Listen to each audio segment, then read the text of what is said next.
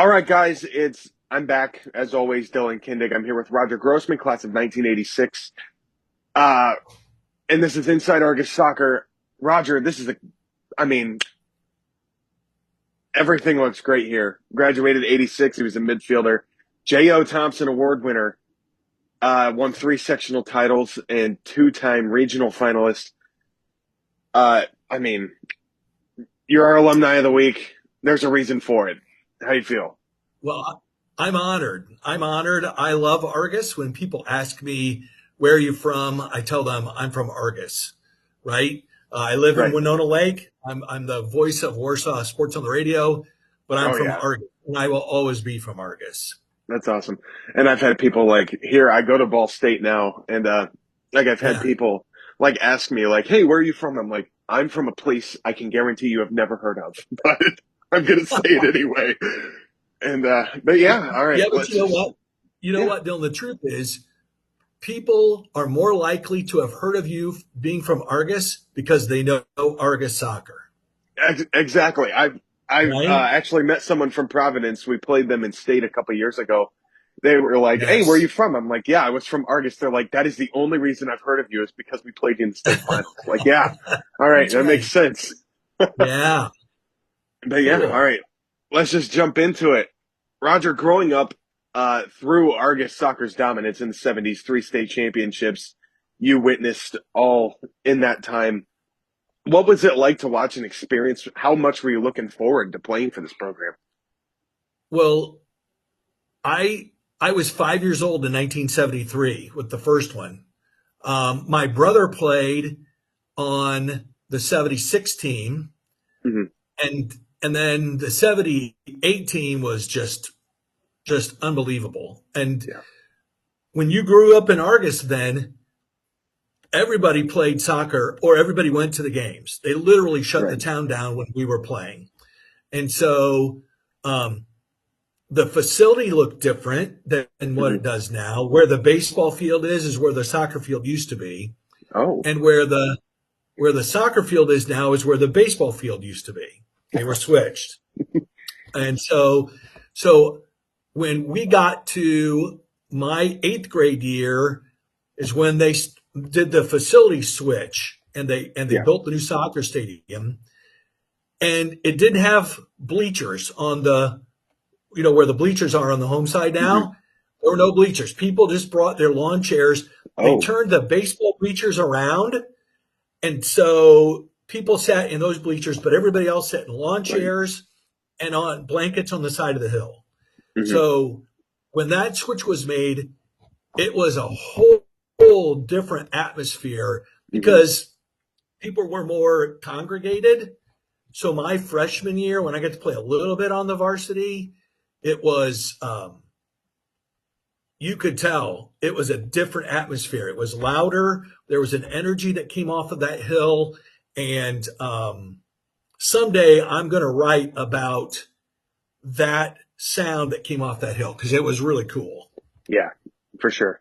So when Did you're going up in yeah, Argus, when you grow up in Argus, you want to be on the soccer team, right? That's yeah, your yeah, life goal, to be on the soccer team. for sure. Especially with such I Yeah. mean, a crazy story this program has. Yeah. Did you have any heroes growing up that that you watched play for Argus or maybe even someone else that really just made you want to play? Well, outside of high school soccer, Hmm. soccer wasn't a big deal, right? There was a professional soccer league, but it floundered. And so your heroes were the guys on the soccer team. Yeah. My brother back in '76, Bill and Don Odell. Don was the goalie. Um, you had people like that, and we could go on and on. But my brother was my first hero. Um, and I say that very with complete bias. Um, but I had a lot of guys that I watched how they went about their business, how they Hmm. prepared for games. I made myself a ball boy because I wanted to be down and be closer.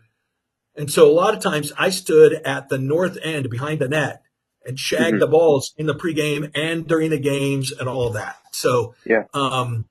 the beauty of Argus soccer is that it has, if you came out of there without a hero, then that's your fault because they had Yeah. plenty of people to show you how to do things the right way. Right.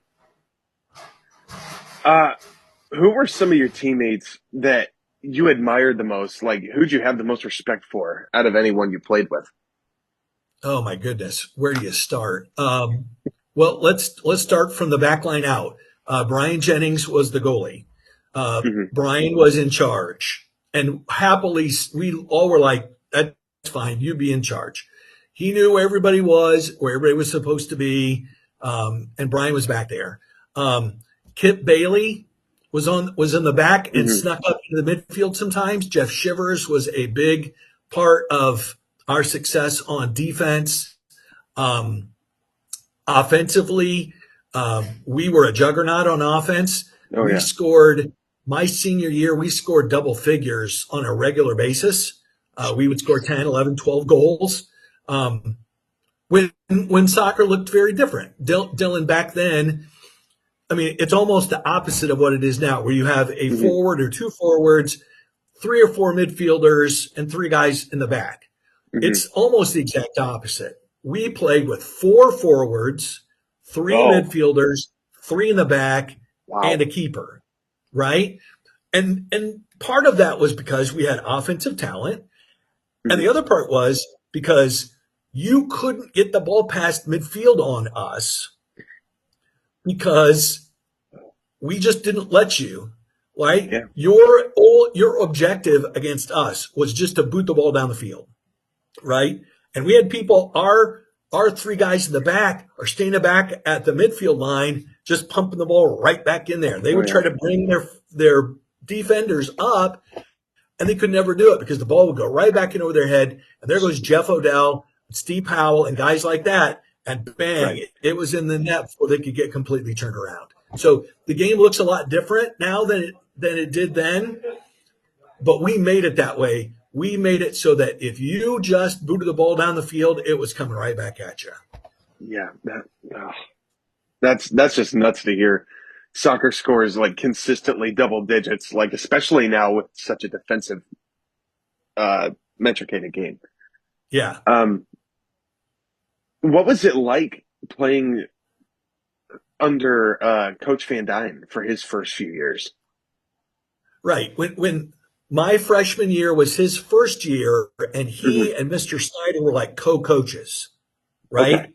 And Right. and we had incredible, Mr. Van Dyne played in my lifetime. I was a kid. I went and watched him play. Then he Hmm. went to Grace, and my brother Bruce played against him when Grace played Bethel, which, of course, if you know anything about Okay. Grace and Bethel, that's cats and dogs. They don't So, like each other very much. so Yeah. not at all, not at all. So when he became the coach, it was kind of a weird feeling for me because I spent Hmm. 4 years not liking him very much. But at the same time, I knew that he was the future and he was going to be my coach Yeah. for the next 3 years after this first year. And of course, everybody loved and still loves Mr. Snyder. And we're all amazed at his longevity and the fact that he looks like he's still 50 years old, right? Um, Right. so, so that first year was the transition year. And the second year was my first year on the varsity.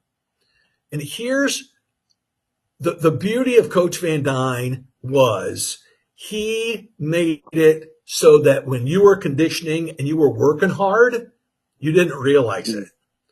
Mm-hmm. He would do funny, silly games like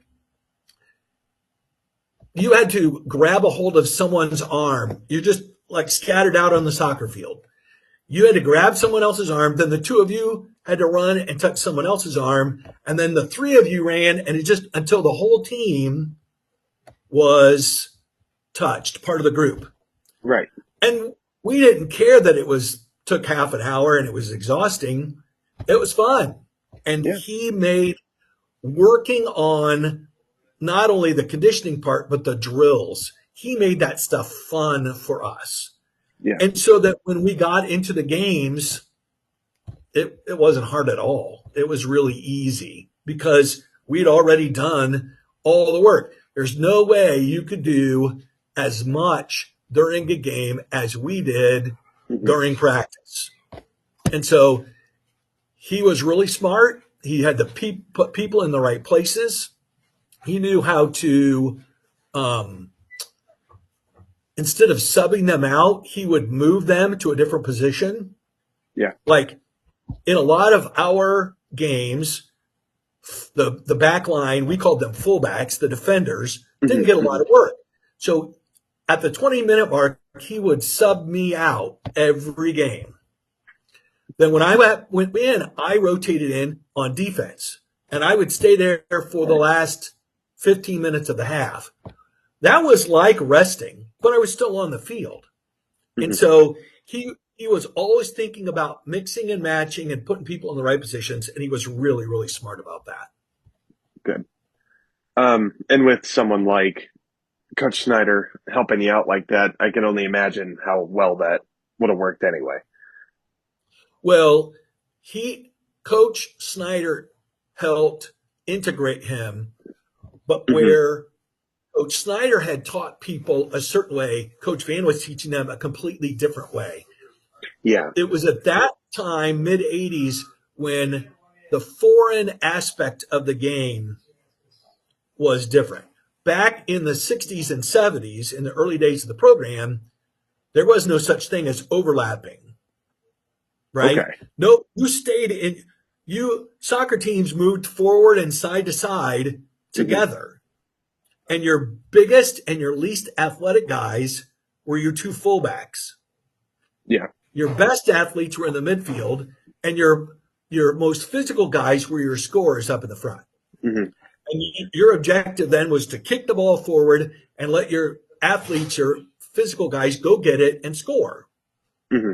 And so when Coach Van Dyne took over, he brought more of the finesse game. We learned Yeah. square passes, right? Passing to a guy directly to either side of you, even Hmm. backwards passing, which we were like, we're going to do what? We're going to pass the ball backwards? He would say, yeah, if you get to a point where there's nothing in front of you, just roll the ball backwards. And Yeah. then we had to learn a whole different set of communication. Hmm. Square right, square left, back. Some guys even got really good at it. Back 10. That means they're 10 yards Oh, behind you. yeah. So Yeah. you got to put a little pace on the ball, just a little bit. You just turn and put a little pace on it. And Hmm. so Coach Van Dyne took us into that new era of we're not just going to kick the ball down the field and run on it and score. We're Hmm. going to use passing and diagonal passing, zigzag passing, and all those ways to generate offensive chances. Right. Right. All right. Describe your emotions when you took the field and put on the jersey. Like what went into Oh, your pregame? What was all your mental attitudes and oh, thoughts? Dylan. Oh, Dylan. How long do you have?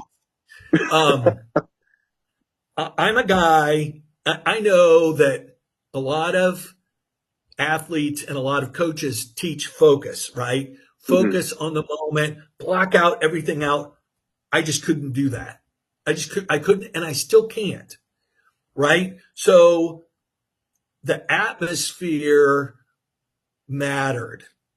Yeah. So, when we would play a home game, we would warm up and the fans would come in while we're warming up, right? So you could Yeah. see Yeah. people coming in, getting their spot on the hill, putting their lawn chairs, all those things. Hmm. What what then was different is when the pregame clock would run out, you go over last minute instructions from coach, and then you would, the referee would blow his whistle. It was time to go out on the field. And then that feeling when you would go out on the field, I don't know that I can describe it, Hmm. except that I'm getting choked up and getting Right. goosebumps thinking about it because people were so excited for the game to start. They were there and they were ready to cheer for you Hmm.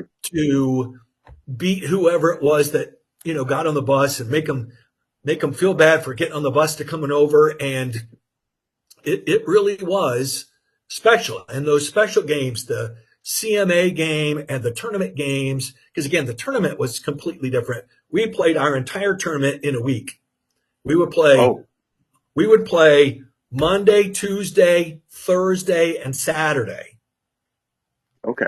That was the whole quarter of the state, right? And the Right. winner of that game on Saturday would go to the state finals the next weekend. Mhm. So everybody got jacked up for those big games. And you knew that you were in the middle of something that was bigger than you when CMA came. Back then, Westview was a big deal, right? Mhm. And those were the two big ones because they were in the conference and those were rivals. And for CMA, for all the obvious reasons, and for Westview, just because they were a lot like us. And so it was great rivalries. And sitting in that little locker room, getting ready, it was total silence. I cannot remember ever listening to music or anyone even talking. Then Mhm. when we were all done, we would just sit there and wait. And coach would go over the last few things. Coach Snyder would give us, he still hung around, right? So he would all get the Right. pregame pep talk from him. And then we would walk out together to go out and start getting loose. Mhm. Um, but I will always consider it the highest honor to wear those colors and be an Argos soccer player. Yeah. Yeah. Yeah. And I'm not gonna lie, I got some chills too when you were talking about it. Um, what were your personal strengths as a midfielder? Well, they always listed me as a midfielder, but I was really Right. a left forward. Okay. And I was the left forward, Dylan, because I was left footed. And I was the only guy on the team that was left footed. Right. So I played, again, I'm embarrassed to say, I played with guys like Doug Calhoun, who was on the Mhm. right wing. I was the left wing, and I had Jeff O'Dell and Steve Powell next to me. It's like, well, who do you want to score this time down? Right. And so my main thing was crossing the ball. Okay. Right. When you watch matches at all levels now, you see people cross the ball. Yeah. This is one of the things Coach Van Dyne brought to the program was this concept of changing fields, right? Everybody's bunched up where the ball is, throw it to the other side, and they've Mhm. got all this space. So he taught me to almost become like a field goal kicker, Mhm. right? Sometimes it was a moving ball up the sidelines. Yeah. Take as far down as you can, as much space as you can, and curl that ball back with your left foot. Then I went from that to corner kicks. I started taking all the corner kicks Mhm. on both sides at both ends. I would curl them in from one side and curl them out from the other. Right. So my big thing was I'm left footed. And so that was my value. I had the ability to throw the ball into a space and make that goalie go, oh my gosh, am I coming out to get this? They got a 6'3" guy, Kip Bailey, coming from the back to head this ball. Do I go out there and challenge that? Or is it going Right. to get hit over my head? We got so good at crosses and especially corner kicks that Coach Van Dyne set up a play for a guy named Blaine Cooper, who was a junior my senior year. He's a year behind me. He Okay. would take a water bottle and put it down at the end at the goal that we were trying to score into. Mhm. And when we would get a corner kick and a kind of a windy day, unpredictable, he would take that water bottle and he would douse his head with water and then slick his hair back. And I would look for him and I would kick it low. And what he was trying to do was let it skim off his head because Okay. once I kicked the ball, everybody's rushing to it. And we had two Mhm. guys sitting back there completely unmarked. And so he Mhm. would let the ball skim off the top of his head. It would skip over everybody. Everybody would be looking where to go. And it's right back there and bang, it's in the back of the net. Yeah. So um, some of those are my memories. I will always remember in that last game I played in, region championship game. Hmm. against Culver Military where we got beaten overtime. I scored the first goal on my own corner kick against, now get this, against a Uh, guy who 4 years later signed a contract and was the backup goalie at Manchester United. that's insane. Think about That's that. crazy. The wind was blowing from the south, and the ball was in the northeast corner. And I said, okay, you've got to really put this ball out here. Hmm. And the first one, they headed back out of bounds. Well, Jurgen had come all the way out. He was out way past the penalty spot Yeah. because he was afraid of Kip Bailey, right? So I Hmm. said, all right, I'm going to try to cheat this one. And he started in, and the ball curved right back over his head in the net. It hit the back corner of the net on the fly. Oh my We were at gosh. 1-0. So we learned how to use corner kicks even more to our advantage than teams do now. Hmm. And there was no such thing as a short corner. We kicked them all because we had Oh yeah. 6'3", 6'4" guys in there to try to head those in the net. Yeah. No, that's insane. Still, just being able to curve It it really like that into was. the back of the corner. Ugh. Yeah. What traits do you think makes an Argus soccer player? Well, I'm thinking about what makes an Argus soccer player. There is an extra skill level that has to be there. Um, there has to be a high level of determination.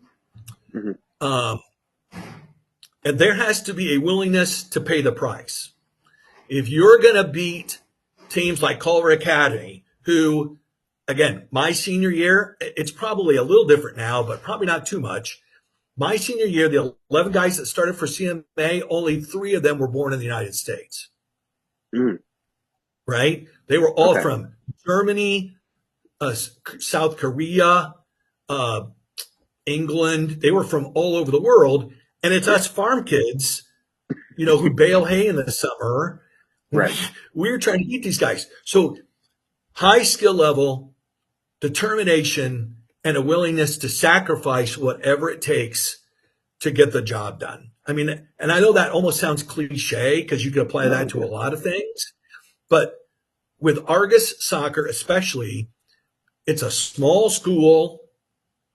It's not a rich school. It's not a private school like a Hmm. Canterbury, someplace like that. Hmm. It's a place where it is organic in who plays soccer. It's the people who live there. And lots of people have tried to tap into that and haven't been able to figure it out because it comes down to having a ball on your foot from the time you're little Hmm. to really wanting to be a dragon and to be willing to do whatever it takes to get you there and to get the team there. Right. Through the years that you played, the rivalry with Culver Academy was always so tense. It still is to this day.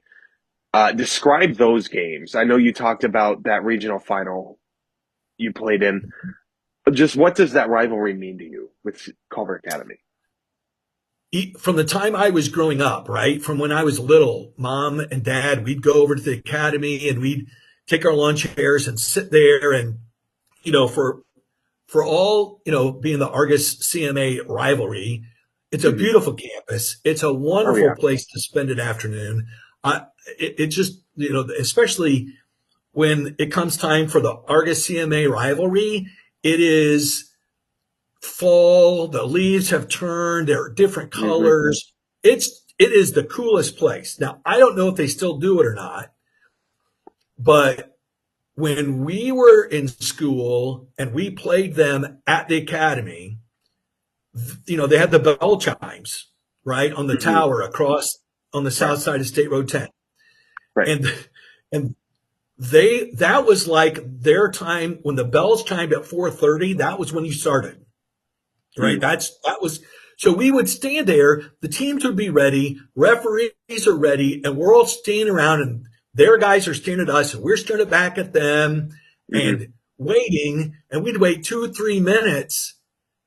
Then the bells would chime, and the referee would blow his whistle.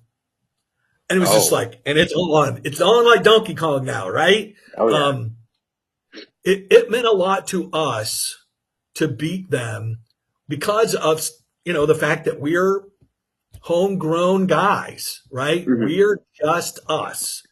And Sammy Pack from South Korea and Jurgen from Germany, and you Hmm. know all those guys that we knew that spoke to each other in other languages. It was us literally against the world in our own Right. minds. And again, you hear people use that as incentive all the time, but that Hmm. really was us. We wanted to beat these guys to show them that just because they were brought in from other countries, they weren't any better than us. Right. And even when they beat us, we always felt like we messed up. Hmm. And so those games will always matter to me. And I can admit, and I know it's been 38 years. I know, but I know that Argus plays the Academy on October 3rd this year. And that whole Hmm. morning, I will have a knot in my stomach, hoping that the boys are ready to go. I know it's Right. dumb. It's Yeah. 38 No, years no, it's not ago, at all. but but I still got a knot in my stomach, hoping the boys can get it done that afternoon, that evening. Hmm. Yeah, and I remember we played them on our senior night, and I Oh, remember that game went into PKs, and I remember I was like right next in line to go up. I didn't get to kick. I was a center back. Coach didn't want me doing that. But no, I just remember like it was finally over, and I just like everyone was running and celebrating, and I just remember laying yes, down on the field. I'm exhausted. It's always a bloodbath with Culver Academy. It is. yes, yes, and that's um, my most painful sports moment was that last game, right? That Hmm. that game where we could have went to the state the next weekend. We were Hmm. ahead 2-1, and they hit the crossbar with about 2:05 left. Yeah. The ball hit the crossbar. Our guys turned around to see where it went. It hit the bar, came right back over their heads to a guy who Oh was unmarked right in front of the net. They put it in, man. and then we were just devastated. 158. We were 158 away from going to the state, and they end up scoring 2 minutes into the first 10-minute overtime period, and we lost 3-2. Oh So man. that is my lowest sports moment. Hmm. Again, I love that rivalry. I love that we played them. I loved that they were that close to us geographically because you Right. could keep track of them, and and so many people could come. Hundreds and hundreds of people lined that hill to watch the Argus CMA Oh games. yeah. Oh yeah. Yeah. What has it been? How? What has it been like to follow the Dragons since you've graduated, since your playing days? Well, it's hard a little because like communities change, people Yeah. change, they move. A lot of my friends moved to Plymouth after they graduated. Hmm. So the names in the program change. I came back for the 60th anniversary celebration last year and watched the game, and I was thinking, I don't know any of these kids. I don't know any Yeah. of them. I don't know their parents. I don't know any of them. Hmm. Communities change. So still follow the scores, still know how the team's doing, still follow, especially through X, Twitter. I Hmm. still keep very close tabs, Yeah. but I just don't know. I don't know the guys anymore. I just don't. Just because, again, the community's changed, which is not a bad thing. It's a good thing. Yeah. It's just different. Yeah. Yeah. Right. Um, I know you're a busy guy. So this is the last one I have for you. All right. Okay. What does Argus soccer mean to you? Oh, wow. Yeah. Um, Argus soccer taught me a lot, right? Hmm. Um, Up until that point, I'd been on good teams, youth league teams, but Hmm. that compilation of skilled talent um, taught me a lot about teamwork because it would have been really easy for that group of guys, the Jeff Odells, the Steve Powells, Dennis and Doug Calhoun, Hmm. those guys could have been jealous of each other for who scored 3 or 4 goals that game. Right. But I just don't remember any of that. We just never had trouble with selfishness. Hmm. Um, and so I will always remember that. And I've tried to instill that in my own kids and talk about that in my work on the radio about the teams I'm covering. Um, that that's where that was ingrained in me. I was raised Hmm. in a good family, and it was never about being selfish and taking what was yours. But being on those teams made it more tangible that that's what being unselfish looks like. Hmm. So that's a big part of it. And just the fact that, Dylan, you can't, especially in a sport like soccer, Yeah. you can't score a goal all by yourself. Right. You can't win a soccer game all by yourself. It takes not only just the 11 guys on the field, it takes everybody. Hmm. And we had a deep team and a lot of guys that were willing to pay the price to do whatever it took to get the job done. And we won a lot Hmm. of soccer games. We had a lot of fun, and it was not always easy, but Hmm. we got a lot accomplished in our. We didn't get to the state finals. We didn't win a state championship, but you go through that Argus record book that they printed out last year, and you see a lot of our names and our accomplishments in Hmm. that book. But what does it mean to be an Argus soccer player? It means to do whatever you need to do to leave a legacy, not just for yourself, because a lot of our players in my era, did that. Hmm. But what people remember is sitting on the hill and watching us play and loving watching us play and that experience and how easy it was to cheer for us. That's what Argus soccer means to me. Hmm. Well, Roger, I really appreciate you coming on. It was great talking to you and meeting you. Um, this will probably be out by the time this game's played. Argus kicks off August 21st against Plymouth. But yeah, Roger, it was great, man. Thanks for coming on. Dylan, anytime you want to come on and talk soccer, Argus soccer, anything, you let me know. I'm in for it. All right. Appreciate it. Have a good one, man. You bet. Thank you. You too.